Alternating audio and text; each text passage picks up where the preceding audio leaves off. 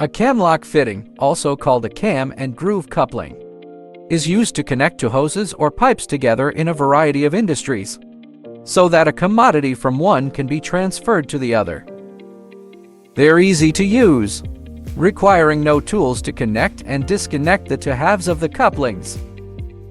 And they replace the traditional time-consuming methods of some other types of hose or pipe connections.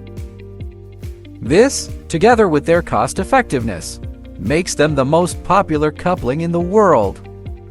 You can typically find camlocks in use in every industry, such as manufacturing, agriculture, oil, gas, chemical, pharmaceutical, and within military applications. They're an extremely versatile products, and because there are no threads when connecting the coupling halves together, there are no issues with them becoming damaged or dirty. This means camlock couplings are very suitable for dirty environments.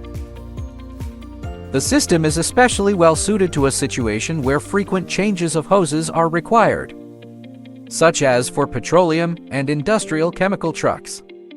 Then there's a question: how does a camlock work? 1. The assembly consists of a male groove adapter and female coupler. 2. Extend the handles on the coupler outwards and place the correct size male adapter into the female coupler. 3. Close both handles at the same time until the two halves are firmly fixed together. 4. Closing both handles at the same time to ensure that the grooved adapter is pulled down consistently onto the seal, making a leak-proof assembly for the safe transfer of liquids. 5. Reverse the process to disconnect the fitting, making sure before doing so that the hose assembly has been depressurized.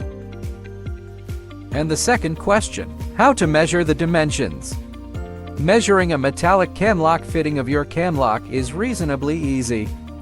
For instance, if the hose tail, male or female thread, is 2, then the camlock coupling would be known as a 2 camlock coupling. Polypropylene is slightly different. There is no international standard and different manufacturers have different head sizes. In the 1/2 size, the body is actually 3/4, but it's the thread that is 1/2. There are also some anomalies in the 1/4 sized systems. Measure the outside diameter of the adapter head, or the inside diameter of the coupler. This will identify the fitting size.